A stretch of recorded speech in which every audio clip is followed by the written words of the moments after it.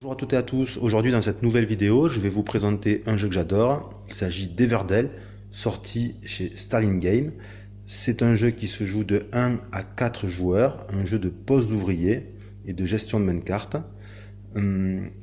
C'est un jeu qui n'est pas encore en français mais qui va, la version française va sortir d'ici quelques mois. Ainsi que la première extension qui va Pearlbrook, qui va elle aussi être traduite, qui sortira elle aussi d'ici quelques mois. Alors dans cette vidéo, je vais d'abord vous présenter le jeu de base, puis je vous présenterai l'extension Pearlbrook. Alors nous allons d'abord commencer par la mise en place pour une partie à 2 joueurs. Ici j'ai déjà placé les ressources, le bois, la résine, la pierre, les baies. Il faut ensuite placer les cartes forêt, ce sont ces cartes ici. Il faut mélanger. Et dans une partie à 2 joueurs, il faut placer 3 de ces cartes sur 3 emplacements. Il va donc rester un emplacement libre qui ne sera pas utilisé dans une partie à 2 joueurs. De même, dans une partie à 2 joueurs, nous allons seulement utiliser le premier espace disponible. Le second ne sera pas disponible. Ensuite, le moment est venu de placer les cartes événements spéciaux. Donc nous allons placer 4 cartes événements spéciaux, quel que soit le nombre de joueurs, c'est pareil.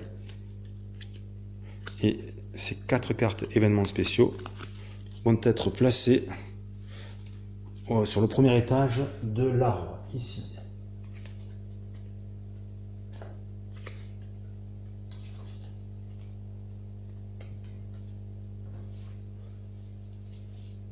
Ensuite, il faut placer les événements.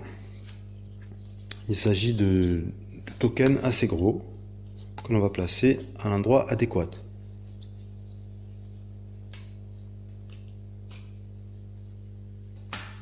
Ici, ici.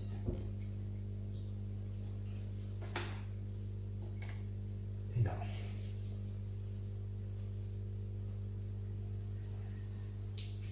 Ensuite, il convient de placer ces cartes-là, donc ça va être le cœur du jeu, ces grosses cartes qu'on va piocher sans cesse. Donc il faut le placer dans la middle, la middle c'est ici, il faut en placer 8. Donc 8 cartes dans la middle.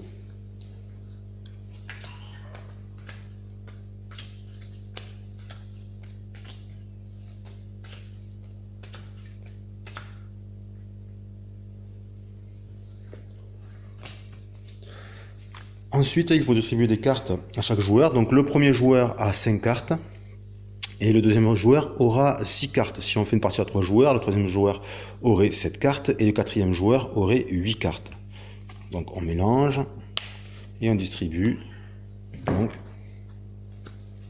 5 cartes au premier joueur, 2, 3, 4, 5 et 6 cartes au deuxième joueur, 3, 4, 5, 6.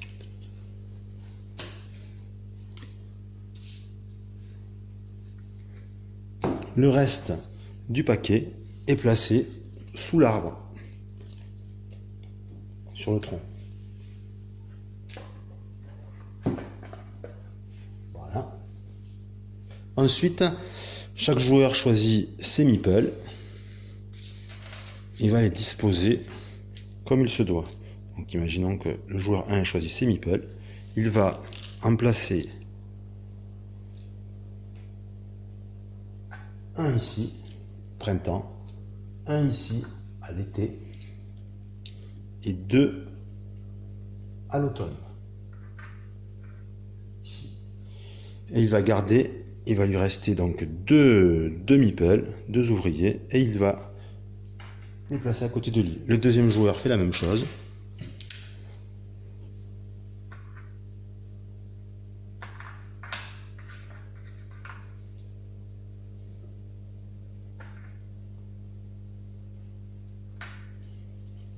Et il place les 2 restants à côté de lui. Alors pour jouer à Everdell, il y a en fait seulement 3 actions possibles. Soit poser un ouvrier, soit jouer une carte, soit changer de saison.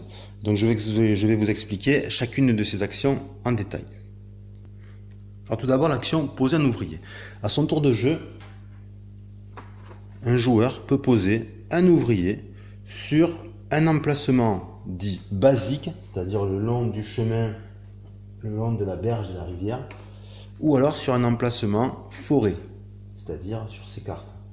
Donc le premier joueur va pouvoir poser son pion ici, ici, ou là, sur les emplacements forêt, ou alors sur les emplacements basiques, ici, ici, là, là, là, là, là, ou là. Il s'agit d'emplacements basiques. Quand l'ovale est fermé, ça signifie qu'un seul meeple peut être placé et l'espace n'est plus disponible. Quand l'ovale est ouvert, ça signifie qu'il peut y avoir autant de meeples que le souhaitent les joueurs. Donc si je me mets par exemple ici, je prends cet espace et je récolte immédiatement les ressources associées. Ici on me dit 2 résines et donc je gagne 2 résines. Et le tour est terminé. C'est à l'autre joueur. Il va choisir de poser son meeple sur un emplacement forêt, par exemple ici. Et là, il peut prendre 2 résines et un bois, comme c'est indiqué sur la carte. Alors, on peut également poser un ouvrier sur les événements. Il existe 2 types d'événements. Les événements tout court. Ici, là, là et là, les gros tokens. Et puis les événements spéciaux, qui sont ces cartes. Alors, concernant les événements simples, un joueur peut poser un meeple sur l'empreinte dessinée et s'emparer de l'événement, par exemple ici du grand tour, à la condition d'avoir dans sa ville, dans son jouet devant lui, 3 cartes rouges, c'est-à-dire 3 cartes rouges comme ceci. Si un joueur possède, non pas dans sa main, mais posé devant lui, 3 cartes rouges, alors il peut se poser ici et prendre l'événement. Et cet événement lui rapportera 3 points de victoire à la fin du jeu, comme c'est indiqué ici. Il existe également donc des événements spéciaux ici. Alors, un joueur peut poser son meeple ici, toujours pareil. Dès que vous voyez une empreinte, on peut poser un meeple pour s'emparer de l'événement, mais il y a des conditions. Il y a des conditions. Alors, pour faire cet événement, ici, hop, il est indiqué ici. Alors attendez, hop.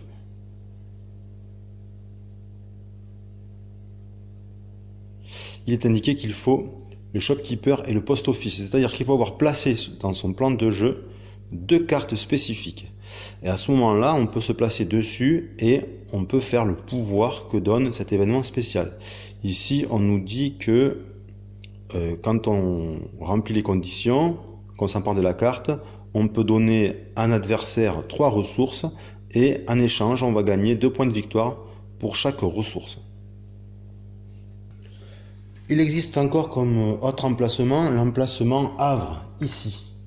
Alors, quand on place son meeple ici, qu'est-ce qu'on peut faire? Eh bien, tout simplement, on peut défausser des cartes que l'on a en main, des cartes en main, et pour chaque lot de 2 cartes défaussées, qu'on met à la défausse ici, on va gagner une ressource de son choix, c'est-à-dire soit un bois, soit une résine, soit une pierre, soit une baie. On peut également se mettre sur journée, ici, à ce moment-là. Alors, journée, déjà, on peut s'y mettre seulement en automne, c'est-à-dire lors de la dernière phase de jeu. Donc, uniquement vers la fin du jeu, on va pouvoir se positionner ici. Et pour se positionner ici, il faut défausser un nombre de cartes égal au nombre de points de victoire affichés. Donc, ici, pour se positionner ici, il faut que je défausse 5 cartes.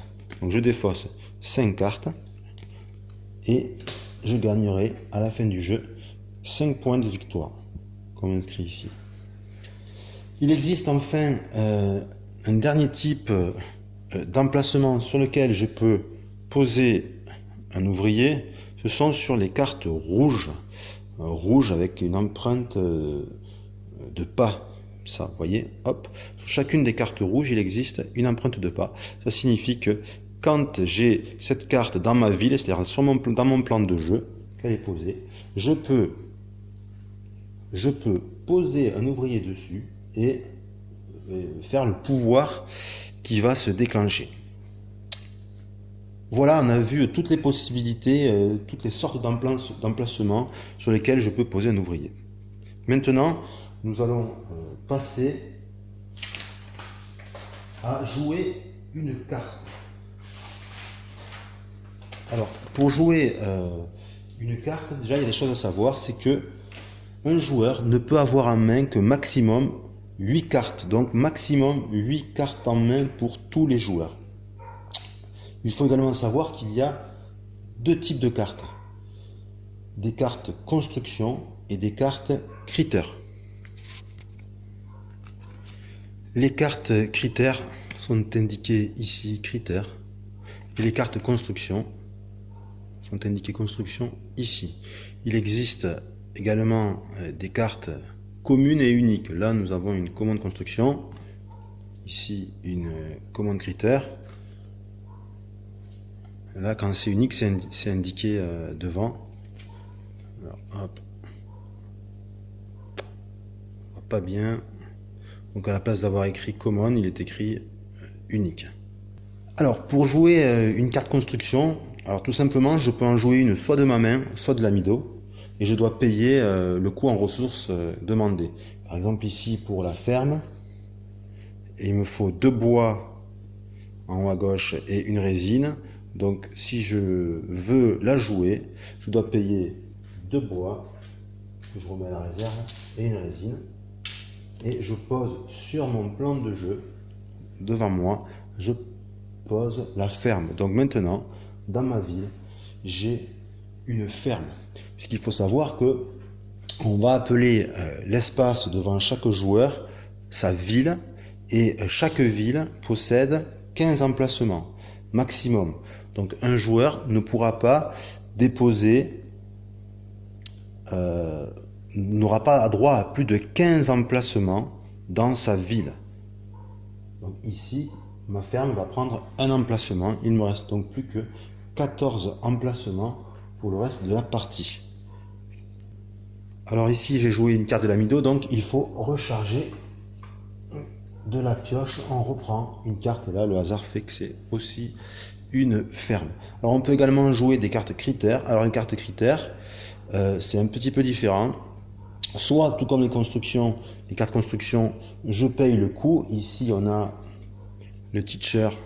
Le coût, c'est... Alors les coûts pour les critères, c'est toujours DB. 2B. Donc si je veux jouer le teacher dans ma zone de jeu, dans ma ville, ici, il faut que je paye 2B. Donc, imaginons que j'ai 2B, je les paye. Voilà, et j'ai le droit de mettre le teacher, sinon je ne peux pas le faire. Ou alors, il y a une autre possibilité. Je peux avoir des critères gratuitement. Alors, par exemple, ici, là, dans mon jeu, j'ai la wife, ici. La wife. Et vous voyez, il est écrit ferme, ici en haut. Ça signifie que si j'ai une ferme, je peux mettre dans ma ville la wife gratuitement. Donc, c'est le cas ici. J'ai une ferme. Et d'ailleurs, c'est rappelé sur la ferme, ici en bas à droite. J'ai le portrait de la wife, et même du husband. Et ça me dit que je peux construire gratuitement, je peux placer gratuitement dans ma ville une wife ou un husband si j'ai une ferme. Alors, c'est le cas, donc, gratuitement, sans dépenser aucune ressource, je vais placer la wife. Et pour signifier le fait que j'ai utilisé l'avantage de la ferme pour construire ce critère, je vais boucher sur la carte farm, je vais boucher le portrait de la Wi-Fi du USB-WAN avec ce petit token. Je vais le mettre ici. Ça veut dire que je ne pourrai plus me resservir de ce pouvoir de la ferme. Là maintenant, si je veux placer un USB-WAN gratuitement, il me faudra une deuxième ferme. Sinon, je suis obligé de payer en ressources. Abordons maintenant la troisième action possible, le changement de saison. Alors, lorsque je n'ai plus d'ouvriers disponibles et que je n'ai plus de cartes à jouer ou que je ne veuille plus jouer de cartes, je dois provoquer alors un changement de saison. Alors, qu'est-ce qui se passe lorsqu'on change de saison? Alors déjà, on récupère tous les ouvriers posés. Hop, je les récupère, donc je vais pouvoir les réutiliser. Ensuite, on récupère des ouvriers supplémentaires. Donc on est au début du jeu. Ici, j'ai le droit de prendre au printemps, hop, l'ouvrier qui se trouve ici. Donc maintenant, je vais avoir 3 ouvriers. Et ensuite, je vais appliquer l'effet du changement de saison qui est noté ici. Alors, ici, on voit que on a le dessin d'une feuille entourée de vert. Ça signifie que je vais pouvoir activer toutes mes cartes vertes, feuilles. Donc, je vais pouvoir les activer.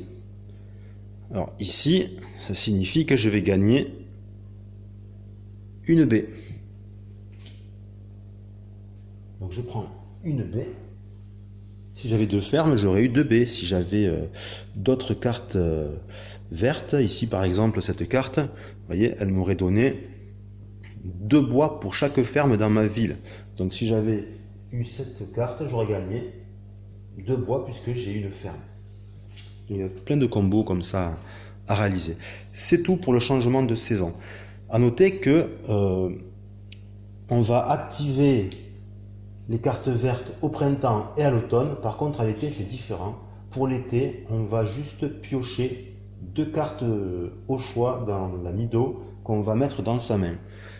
Toujours en veillant à respecter la limite de main qui est de maximum 8 cartes. Voilà, vous savez à peu près tout sur la règle d'Everdell. Maintenant, je vais vous présenter l'extension Pearlbrook. Alors voici comment mettre en place l'extension Pearlbrook. Déjà vous avez dans cette extension un plateau supplémentaire que vous allez placer ici, qui va un petit peu agrandir le chemin, qui va vous offrir une mare. Vous avez également des cartes River Destination qu'il va falloir placer ici dans la mare. Alors ces cartes River Destination, il y en a de 2 sortes. Il y a les Citizen ici, et puis il y a les Location ici. Donc pour placer, vous devez en placer 4. Alors comment? Vous prenez uniquement les Citizen, vous mélangez le paquet de Citizen, voilà, vous mélangez et vous placez, vous en choisissez 2. Vous allez répéter l'opération avec les locations, vous mélangez, vous en choisissez également 2. Ce qui vous fait donc 4 cartes. Vous mélangez les 4 cartes et vous les disposez au hasard dans la mare devant les empreintes ici. Ensuite, vous devez placer une nouvelle ressource. Cette nouvelle ressource, c'est les perles. Ici, voilà, vous avez des perles. Donc vous devez mettre une perle au-dessus de chaque carte. Et le reste des perles, vous allez le mettre ici. Et donc, ça sera la possibilité d'obtenir des perles en allant à cet endroit. Ensuite, chaque joueur va également obtenir un nouveau meeple, différent des autres, une grenouille, qui ne pourra être placée que sur les emplacements grenouilles, c'est-à-dire avec des traces, des empreintes en forme de grenouille, comme sur cette carte, en forme de patte de grenouille plutôt, ici. Donc, la grenouille pourra être placée que là, là, là, là ou là. Ensuite, vous avez également à remplacer les événements par les merveilles. Donc, les 4 événements ici, il faut les retirer. Ils ne seront pas utilisés avec l'extension. Vous allez à la place placer des merveilles. Alors, déjà, vous avez ces 2 éléments à placer. Celui-là, il vient ici. Et celui-là, il vient là. Hop. Et vous avez des merveilles. Ici, vous avez le phare, le pont,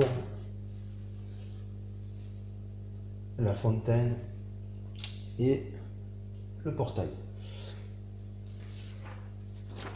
Ensuite, il y a quelque chose qui est un petit peu différent concernant les événements spéciaux. Il faut absolument que dans une partie jouée avec l'extension, il y ait au moins un événement parmi les 4 qui soit de l'extension. Alors pour les reconnaître, ils ont une petite icône ici noire en forme de chemin. Donc il faudrait remplacer ici, hop, j'enlève un événement spécial et je mets un événement issu de l'extension. Bien évidemment, il faut le faire au hasard sans choisir.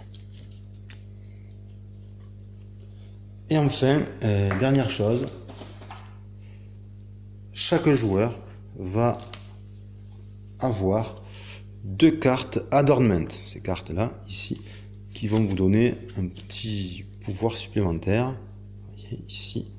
Et ces pouvoirs, il va falloir les payer avec des perles pour les enclencher. Donc chaque joueur en a 2. Donc on choisit au hasard celui-ci et celui-là. Hop, pour le premier joueur. Et puis ça pour le deuxième joueur.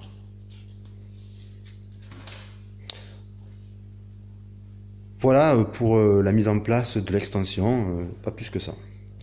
Alors, qu'est-ce qui change avec cette extension Pearlbrook? Eh bien, il y a 2 actions supplémentaires.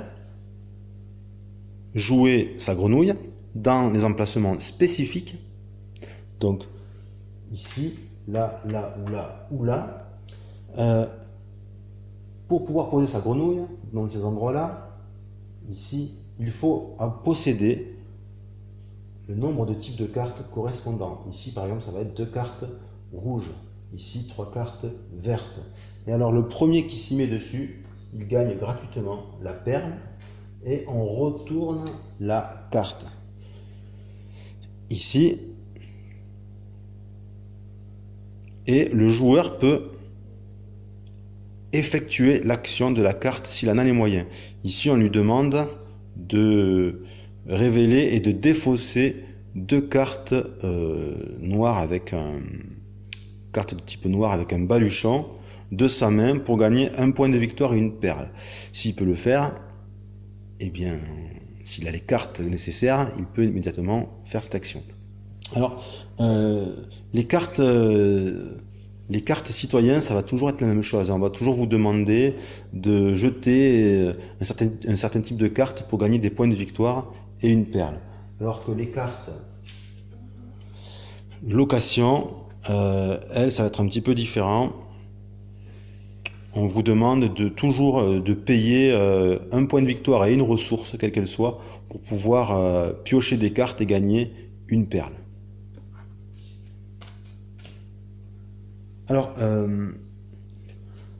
cet emplacement permet de gagner une perle à la condition de défausser 2 ressources, de défausser 2 cartes, et à ce moment-là, on peut gagner une perle. L'autre action que l'on peut faire également, à la place de jouer un ouvrier, de changer de saison ou de jouer une carte, c'est de dépenser une perle. Donc dépenser une perle qu'on aurait obtenue précédemment pour jouer une carte adornment. Ici par exemple, si je décide de jouer cette adornment, qui est une amulette, à ce moment-là je paye une perle. Et il y a 2 choses. Je gagne immédiatement, je fais immédiatement le pouvoir du haut. Alors ici, on me dit gagner 3 ressources, piocher 2 cartes et gagner 1 point de victoire.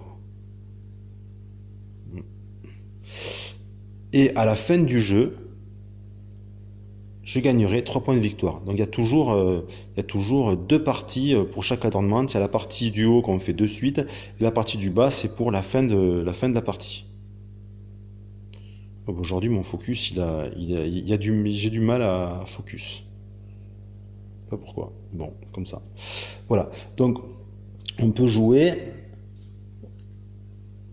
une carte adornement à la place de placer un ouvrier, à la place de jouer une carte, à la place de changer de saison, à la place de placer une grenouille. Hein, ça compte comme une action.